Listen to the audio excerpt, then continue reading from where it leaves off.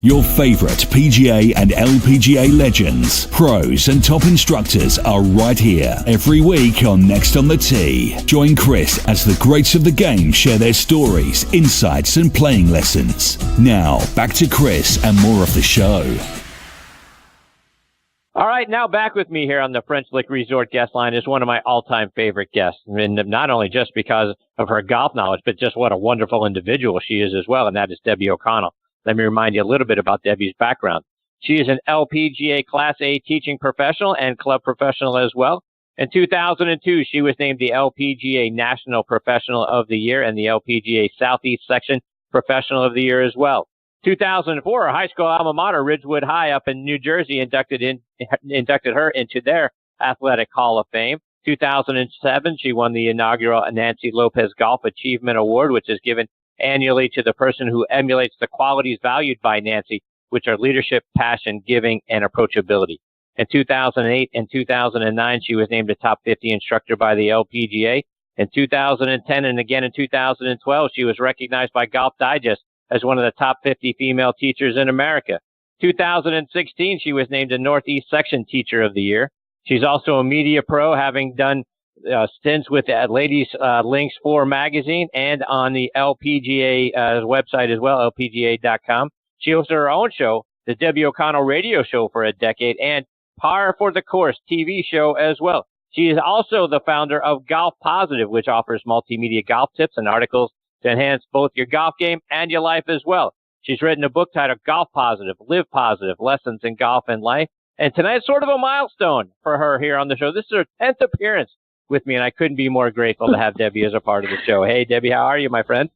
Oh, Chris, thank you for that amazing introduction. I can't believe it. 10 times, really? Yeah, 10 times. I'm honored and privileged to be able to say that. Thank you so much for enduring me 10 times, or 9 going on 10. I love it every time, Chris. You are amazing, and you ask just incredible questions that help your audience, and your enthusiasm about the game and your audience and the people that who learn and grow from your show. You're just awesome. I love to spend the time with you. I appreciate that very, very much.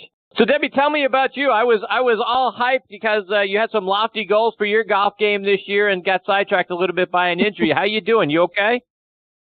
Yes, I am. I'm emotionally okay. I'm focused on getting better. What happened, I actually had some neck pain going on, and I found out I had a lot of things going on in my neck. And this one particular day, I was at the orthopedic, and I said to him, when I play golf, like late in the round, or if I play multiple days, I really get tight and sore in my lower left back.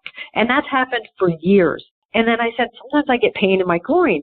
I said, but that left side, like I'm always stretching my hip and stretching my lower back, and it always gets tight as the round goes on, or the tournament goes on, either one. But anytime I was playing multiple days, it really got sore on me. And he kind of did his own exam, and he said, you know what, Debbie, let's do an x-ray. And now I had been really training to get ready to qualify for the U.S. Women's Senior Open. I was excited. I was working on my game. I was taking lessons from another guest of yours who comes on your show often, Tom Patry. So I was making trips to Florida from New Jersey. I was signing up for tournaments, and I played in 2 tournaments. The second one I ended up withdrawing from, but every round I played, it got worse because I couldn't physically really turn my body anymore. So he says, let's take an x-ray. And he looks at it and he said, do you mind doing an MRI? We really need to do an MRI. He saw like a little bone spur that was on the femur. And then we did the MRI to find out I have a tear in my labrum in my left hip, which was interesting because my hip never really bothered me, but it was the groin and the left lower back. And so I'm actually having surgery on April 9th to repair it and shave down that bone spur. So that pretty much derails me from golf for about 6 months. So looking ahead to 2020, is the goal still the same? Let's qualify for the Ladies Senior Open. All we're doing is pushing it back a year? Yes, that's how I'm feeling. It's just a little detour in the road, Chris. It's going to push back, and 2020 sounds like an awesome year anyway. That's right. Good for you. So I got to ask you, now you mentioned Tom Patry, right? So Tom and I were communicating prior to the show. and he was telling me how proud he is of you. Talk about the work you're doing with Tom. Oh, Tom's phenomenal. He talks a lot. I tell him that all the time. I say, you talk a lot, but here's why he does that when you're learning from him.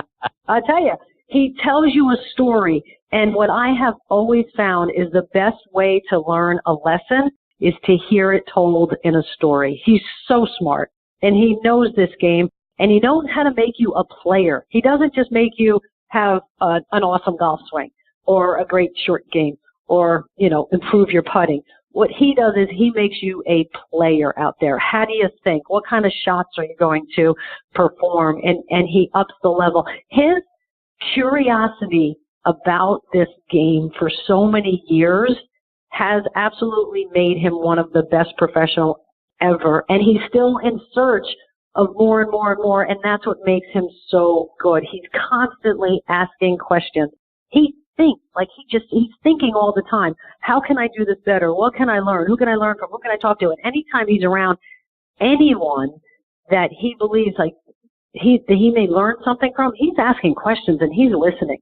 And then he imparts all that knowledge on his students, and he does it in such a fun way. So I was having a blast with him. I think we've developed a bit of a friendship, which is really awesome, because he's a great, great man who loves this game of golf and the whole tradition of it. And that all just shines through when he's teaching. I couldn't agree more. I'm a huge Tom Patry fan myself. So, Debbie, you do a great job bringing junior golfers in and more women into the game of golf. What are some of the things that you're seeing successful, or you're doing successfully, that helps keep the juniors and the women energized? Because not only do we want them to come into the game and learn, we want it to be a game for a lifetime. Talk about the success you're having doing that. Make it fun. Make it fun. Make it fun. When you're working with the women, take the pressure off. They put so much pressure on themselves. I can't even tell you how many times I'll have a woman who's after work or it's at the weekend, and they're working so hard to hit the ball, and they're tight and they're swinging so hard at the ball. They've got their sequences all off because everything is just so much work. So I always tell them, I'm like, look, you're not at work right now. It's time to have fun and play. And they just try so hard because they want to do it well, and they get in their own way so often. And with the kids, it's got to be about fun. You don't want to sit there and get all technical with any kids. And parents, let them enjoy it. Let them hit the poor shots. We learn best from when your previous guest was awesome about how do you stop them from taking that huge risk? Well, you don't. You let them go make a huge number and let them do that a couple times. That's how we learn best. When it hurts a little, you're going to learn. So that's important. And let the kids do that, but let it be fun. I just had a clinic tonight, and we had so much fun. I had this one lady who was so tense, and I was trying to help her swing, and I was actually physically trying to I'm like, relax. I said, what makes you relax? I said, pretend. She said, wine. I said, all right, pretend we're at the beach and you have 2 glasses of wine. And she literally relaxed the moment I said that. And then she was able to actually, for the first time in her life, feel the golf club swing instead of her forcing it down to hit the ball. So that was so much fun. I was dancing the hula with one lady who she was just so abrupt with her hips, jumping at it. And I'm like, come on, can't you just doing the hula? Let's put some music on and dance and move those hips smoothly. Let's be smooth and move. And all of a sudden, our hips started moving smoothly. And we're laughing, we're high-fiving, we're cheering. The ladies were cheering for each other.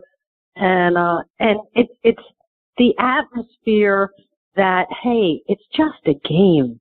And you're doing this for recreation and fun. What a lady the other day, she's like, golf season's coming around, and I always get so tense this time of year. I don't really do much in the winter. I just kind of put my clubs away, but now the anxiety's starting.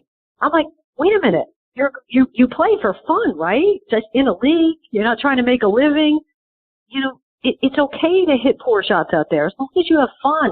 And it was the same thing with her. We had to loosen her up. So much of what I teach, especially amateur women golfers, it's not the technical stuff. This lady that I was just talking about, she was actually had lessons every year, and technically she looked good. If you picked it apart, slow motion, and you saw the movement, but she was so tight on the club, it didn't swing. So it didn't care. It didn't matter what great position she was in. If she had the brakes on the whole time with tight hands and shoulders and arms, the club wasn't going to do its job anyway. So she got swinging, got looser, and let it go. She said, oh, my gosh, I've never felt that.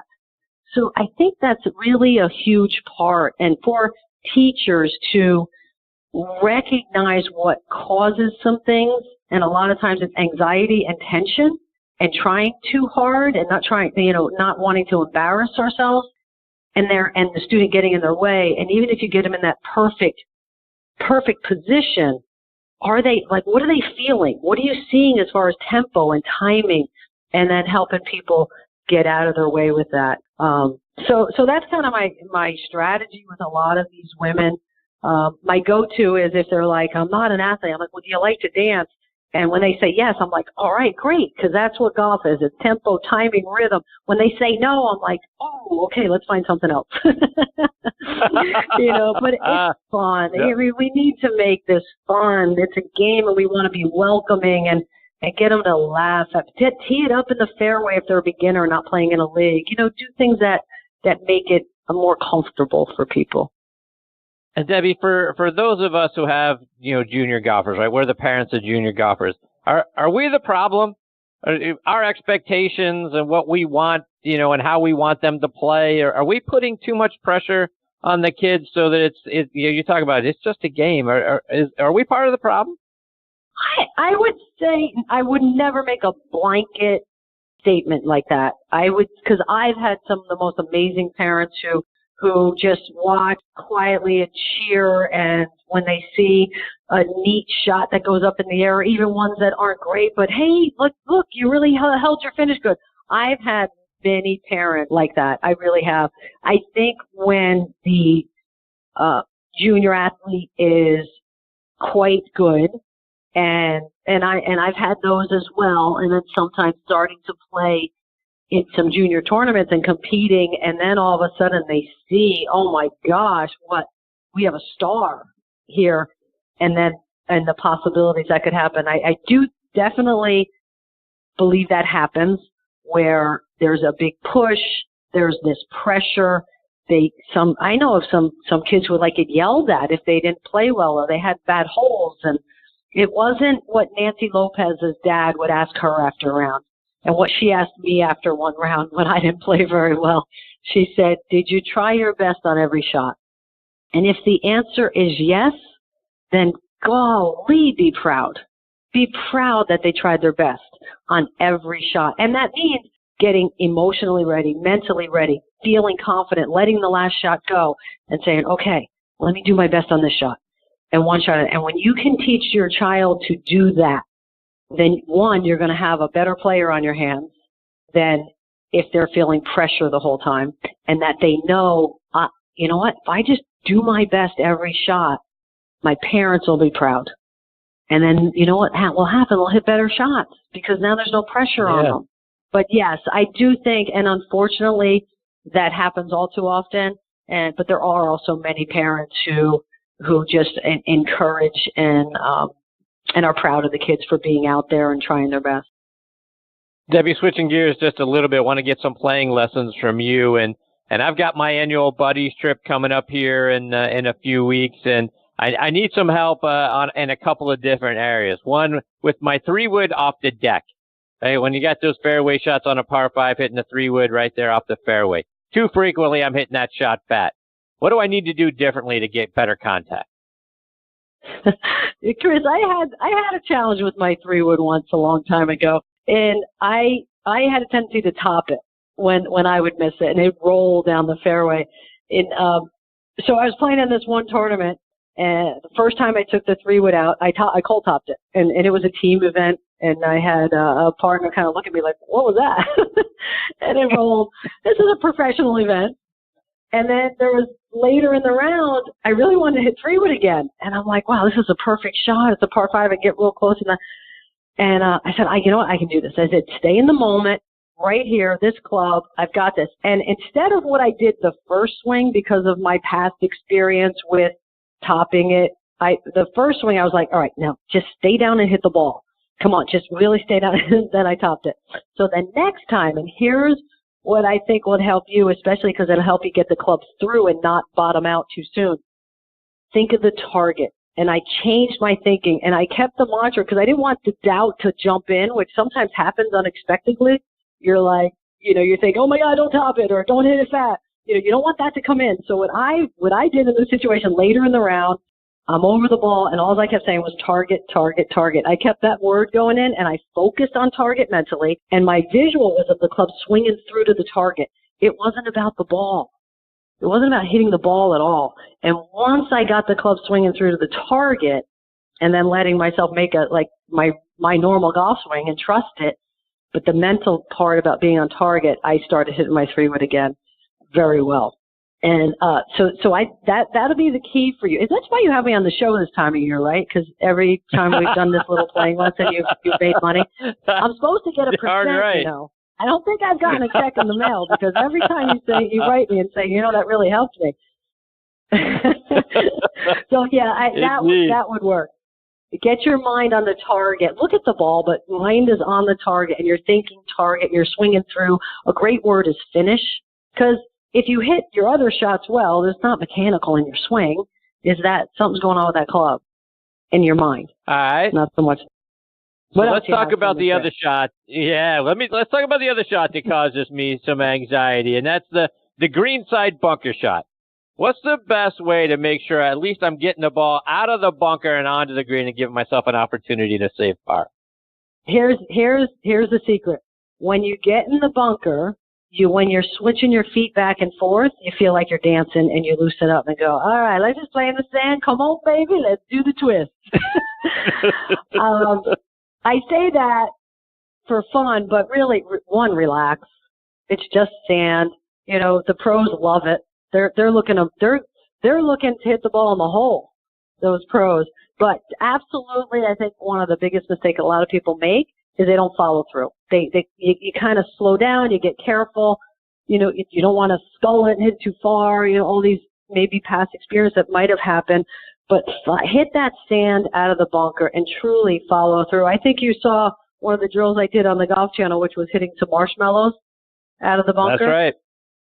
Which really helps the confidence of swinging with acceleration through the ball as well. Because what are you leaving it in the bunker on some of those? Yeah, I mean, I'm doing both things you just talked about. I'm either leaving it in the bunker or I'm hitting it way over the green. Okay. All right, so marshmallows is a good one, but here's the thing: you said it causes me anxiety. You got to get rid of that. And yep. here's something that I suggest you do when you're over the ball before you're gonna hit your shot. Look at the hole and go, you know what? This might go in. And when your brain is like, oh my God, we might hit it in the hole. Well, this shot can't be that hard. And I tell you what, I have used that on challenging shots, and I look up there and I go, this might go in. One of those over a bunker with water on the other side, a tight pin, one of those. It's like go in the hole. And then, you know what? This is going to be fun. And here's something that happened to me, and I learned it from a fellow LPGA professional. We were playing in a team event. Part of it was alternate shot. And we were in a practice round, and I don't know, we were both hitting, and she looked at me at one shot, and she said, Debbie, I am not afraid of any shot out here, so I don't care where you put me. You just swing away, and let's not worry about where the ball goes, because you know what? I'm not afraid of anything out here. And I tell you what, Chris, that took my game to a different level of fearlessness on the golf course. I was like, she's right. So we made up this hashtag fearless fun. And all of a sudden we'd look at each other and we'd go, fearless fun. And we'd hit these shots. And I played, and it was the first tournament I'd played in a couple of years, and I really hit the ball great. I felt confident over every shot. And even, she would be out of a hole in the best ball part. And so now I've got to complete this hole. And, when it's a partner thing, you feel that heart beating. And that's not a bad thing when your heart's beating, because sometimes it just raises your mental focus a little bit more. And you have that extra level of intensity over the shot to focus. And then I'd get ready to putt and I'd say, fearless fun. And then I'd stroke it so relaxed and easy. And I was either saving pars or made a couple nice birdies for the team. And And that was the attitude for the entire 2-day tournament. So try that one too. Yeah, this shot might go in. Absolutely. Fearless fun. Not afraid of anything out here. This is awesome. And go to Thankful. I was playing in a tournament before I found out about my hip injury, and I was looking around. I'm like, this is so much fun. How lucky I am to be out here. If you go to appreciation, you can't feel anxiety. They've done the studies on it. You can't be stressed and thankful at the same time. So if you're out there and you see the ball go in the greenside bunker, just as you're walking up, go, gosh, you know what? I'm so lucky to be out here. I'm so lucky I have a radio show. I have kids and family, and I have this game of golf. Wow. Then you go up there and you go, fun, baby, here we go. And you might not get in the hole. All right, so now I got to get a playing tip from my buddy Bob, who doesn't understand that clubs have loft, because he's always trying to, on the chipping shot, he's always trying to scoop it. And I know you have a great video out on golfpositive.com about scooping those shots. Talk about how we should be avoiding that. Oh, well, remember, I call that scoopy poopy is the way people remember. And I did have one lady, she was in a clinic of mine. I ran into her 5 days later. She goes, you told me about no scoopy poopy, didn't you? So it's a memorable line. As long as I remember, I don't care if I sound like I'm in kindergarten. Anyway, what happens when you do use your wrist? You lift the club head. The club head comes in the air. And where's the ball? The ball's not in the air. The ball's on the ground. So the key is to get the club head to get to the bottom of the ball. And we definitely need to keep those hands nice and quiet out of the shot. And truly what happens and why people do this is when they're not confident with a certain shot, you're going to trust the hand that feeds you. Meaning, if you're a right-handed player and you're right-handed and you feed yourself with your right hand, you brush your teeth with your right hand, anytime you have anything that needs to be a coordinated action, you do it with your right hand. So now you step over a shot, you're not real comfortable with it. So righty over here says, step aside. I do everything else for us. I'll hit this shot too. So the key to hitting the shot is your big muscles, right? We need to use your chest and back and abs and rotate that upper body back and then use a little bit of hip. So what I explain to a lot of my students is I ask them a question and I say, what would be more consistent? Because I hear that question. I want to be more consistent. I want to be more consistent. I said, well, what's more consistent, physics or human beings? And they look at me like, huh? I said, physics or human beings? What would be more consistent? What's reliable? And they're like, well, physics. I said, absolutely. So when you are hitting a chip shot, you want to create a pendulum. And the way you best do that is to use your big muscles. Because when you're using that really confident, coordinated one hand to do most of the work and try to hit the ball, that club can go anywhere. That's humanness. That's hand-eye coordination. And you better go hit 1,000 or 2 balls every day to create some consistency if you're going to let your wrist fly all over the place. Because that's a little muscle, and it can move the club in different directions. If you're in a good setup, how many directions can you turn your shoulders back? And you'll repeat that movement. How many directions if you turn your hip a little forward? I mean, it's not going to go in 5 different directions in 5 different swings. It's going to do the same thing. And then from there, you keep the one thing that stays, centered is your head and spine, right? So we just create a pendulum around our head and spine, and now you're playing with physics. And now you're playing with something that's reliable and repeatable because we can trust gravity over and over and over. So what's his name? Bob? Is that his name? Bob. All right, that's his Bob. name. Trust physics. Let's get a little movement in your upper body going back, a little bit of hip, but keep your chest turning through. Great drill for you is take an alignment stick and put it on the lead side under that lead arm. But you're not holding it. It's just line free, but you're going to grip the alignment stick with your golf club. I call it the magic stick because if you go through that and you're scoopy, the stick will hit you right in your ribs, and it really doesn't feel good. So that stick will hit you, and it'll remind you to not scoop the ball. Don't be scoopy poopy. Plus, I'm sure Bob doesn't want to be called scoopy poopy. So we take that stick, we put it there. If the stick doesn't hurt you, it doesn't hit you at all, you're doing it great. And that ball will pop in the air and get on the green. Let the club do the work. Trust physics. Let the club swing back and through. Use your big, reliable muscles. Debbie, before we let you go, you have a wonderful book out on Amazon.com called Golf Positive, Live Positive, Lessons in Golf and Life. Talk about what people are going to learn when they pick up your book. Oh, it's really fun because there's many stories in it. I have stories about playing golf with Nancy Lopez and some of my experiences with golf and experiences in life. And as I said, I really enjoy reading books with stories that teach a lesson, and that's how I love to write a book, with stories. And what it is, the golf lessons will be there.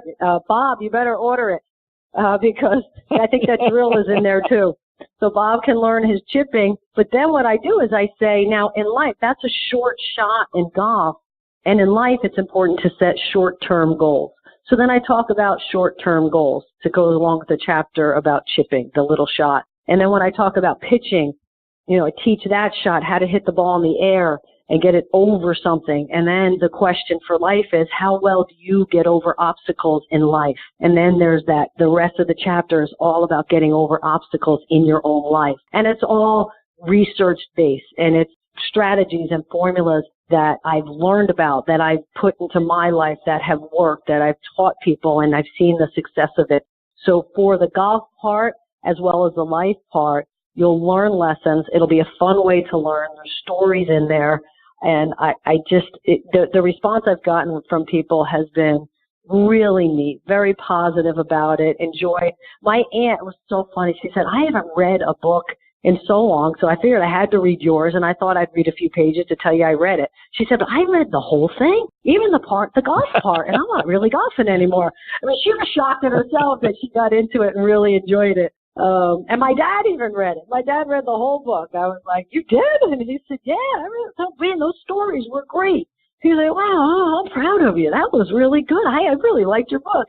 So that was fun. Even though you kind of hope your family reads it, it was nice to hear those comments from them. But non-family members have actually read it, Chris. I've sold more than 2 copies, so that's good.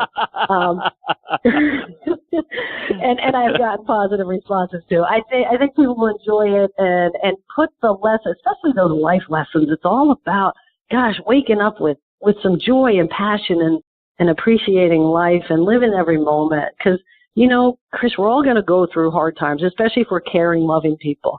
Hard times will happen. We can't avoid them, because if you care about people, someone's going to get sick, someone's going to pass away that we love, or accidents will happen. So if between those times you can enjoy every moment, you're living a great life. Speaking of great, you are great. I can't thank you enough for taking time out of your night to come back and be a part of the show. Let our listeners know how they can stay up to date with all the great things you're doing, both online and on social Sure. media. Oh, yeah, on both. Okay, so on Facebook, I do an In Motion Monday, live Monday morning. It's about 3 minutes or less video, and it's a little tip for the week to get you going.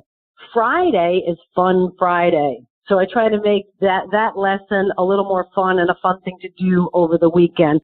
But that's been a fun thing I've done for a long time. And I've run into people who never comment, never hit like on it, and they'll be like, hey, I like those videos you do. So it's really fun to hear that feedback too. But so that's on Facebook. Debbie O'Connell is there. And then on Twitter, I actually have 2. I have a Golf Positive and I have a Live Positive Inc. I think I got there. On Twitter, I'm Live Positive. Let's see, I'm on LinkedIn as well for the business. I'm doing lots of corporate work. I do run the corporate outings. I'm doing corporate speaking engagements. I'm doing team building, leadership. I just got my John Maxwell certification for coaching, training, and speaking, which was a phenomenal time. And he's incredible. He's written over 72 books, I believe, on leadership and personal empowerment and personal growth. And it was a joy to learn from him and his staff, who are amazing. And being certified there it was such a privilege and honor to learn from that group. And then to say I'm certified and be certified and continue learning from them is phenomenal as well. So in LinkedIn, Debbie O'Connell. I know there's probably a lot of Debbie O'Connells. I don't know how do you search that better?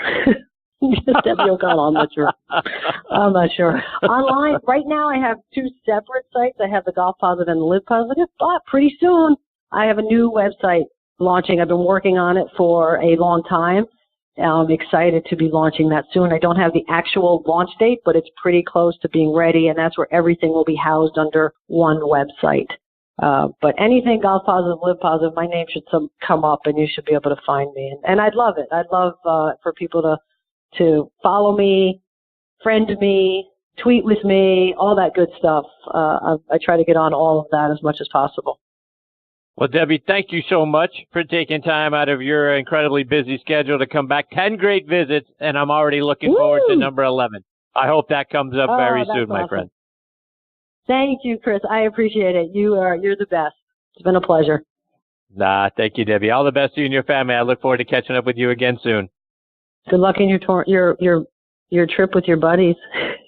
I appreciate you. I'll let you know how it goes, I'm sure. Send me a check Based this on time. your tips, I'll shave a couple of strokes. Thank you so much. You bet. All right, Chris. Have a great night. Debbie. Bye-bye. You too. Bye. That is the great Debbie O'Connell, Golf Positive. And as you can tell, and as I say every time she joins me, my cheeks hurt so much because she makes me smile and laugh so much during the segment. Everything about Debbie oozes positivity, and it's an inspiration to, first of all, to talk to her and have her on the show.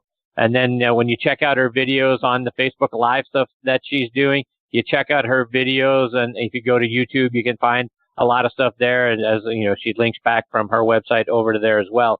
So everything about her is positive and getting you to enjoy and have fun out on the golf course. Just like she said at the top, right? It's just a game, right? Let's have some fun with it. 10 times, can't thank her enough, and looking forward to number 11. Hopefully that's very soon.